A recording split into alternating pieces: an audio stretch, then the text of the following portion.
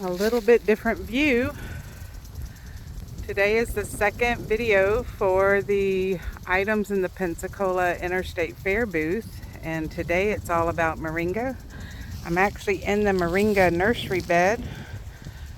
I don't get in here very often,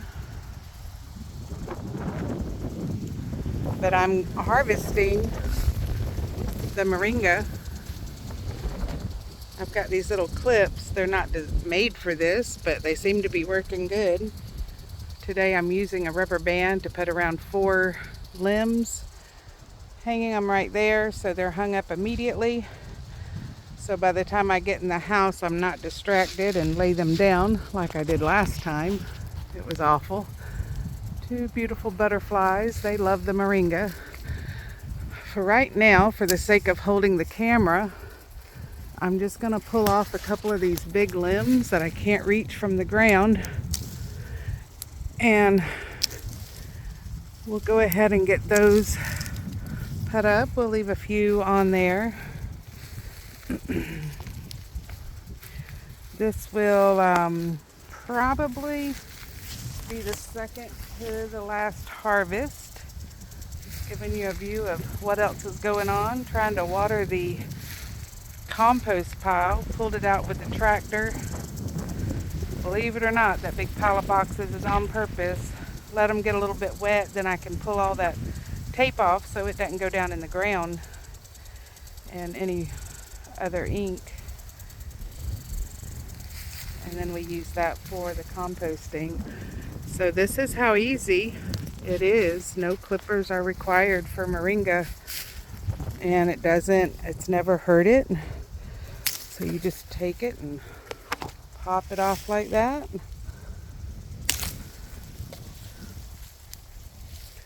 The big limbs, the rabbits will get as chew toys and prints.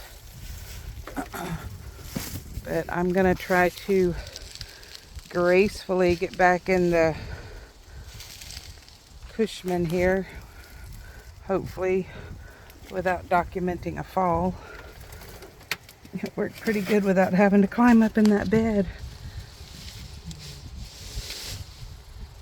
Try to move these around so I'm not sitting on them.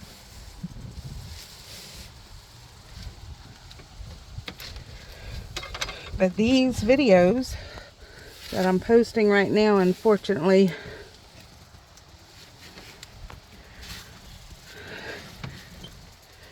I am in the learning mode, and I procrastinated for so long to use my other camera and video equipment and sound equipment. I was like, you know what? We're just going to get some videos loaded. Let's see if I can get out of here without scarring up the Cushman. My son talked me into this Cushman, and it has been a lifesaver. I never knew I needed one till we got it. We're going to go over here. If you can see the seed pods, I want to put just a few of the seed pods in the video. Got some pretty pink roses blooming.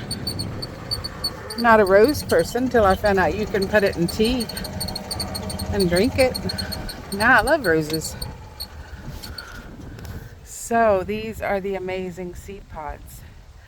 I actually came out and tested one the other day, and it has completely dried seeds in it. Here's a piece of paper.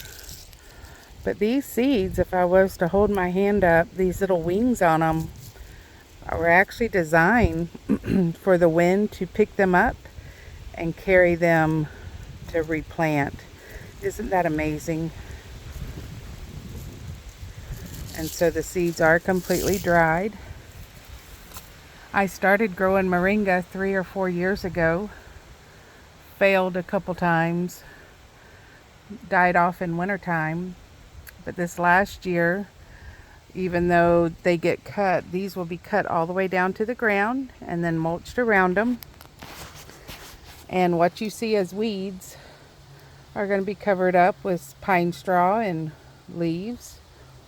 and help nourish the ground. There is weed cloth under there, so these weeds are actually growing on top of off of that. I don't know if this one's ready yet. It's still got green on there. Let's see if we can find one that is totally dried. I don't want to pull them off too soon.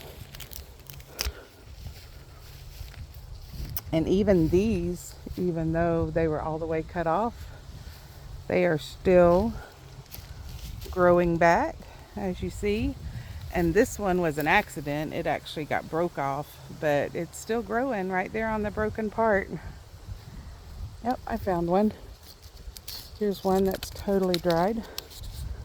Let's take it back to the seat and see what we got. So there is going to be a giveaway of the items in the fair booth. These are kind of smaller than those other ones, but I have found that it doesn't matter the size of the seed. They make beautiful trees. I will be planting many, many more this year just because of the benefits to the animals and to myself and family. Let's see how the wind just picks those up and scoots them around. Just amazing. So excited that we got flowers and seed pods this year. The rabbits will still chew on these. You can also eat these seed pods. They have a peppery taste, and then after you eat them, you'll get like a sweet taste after whatever you drink after that. But this next spring, those will be ready to plant.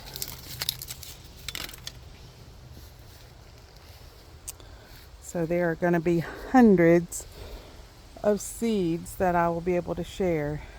So that's super exciting. I'm going to go ahead and take this one big limb off. The minute it gets under 60 for any amount of time, all these leaves are going to turn yellow.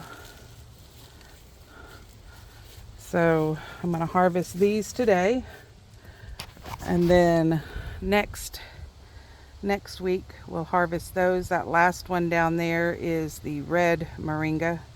It's the only one I have, but next week we'll harvest those. So these leaves will be dried, and then I'll use my bullet to powder it and then put it into powder form. And then once it's in powder form, we'll put it in capsules. You can buy the little capsule maker. It holds 100 capsules at a time. And so that's what we'll use the rest of the winter.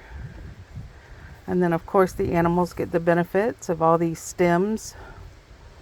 So they'll eat the stems, and any of them that look a little bit like this, it's already turning a little bit. You can see this yellow leaf right here, and the animals will get to eat those. Well, that's it on the Moringa. Thank you for joining me today, and hope y'all have a blessed week. Bye-bye.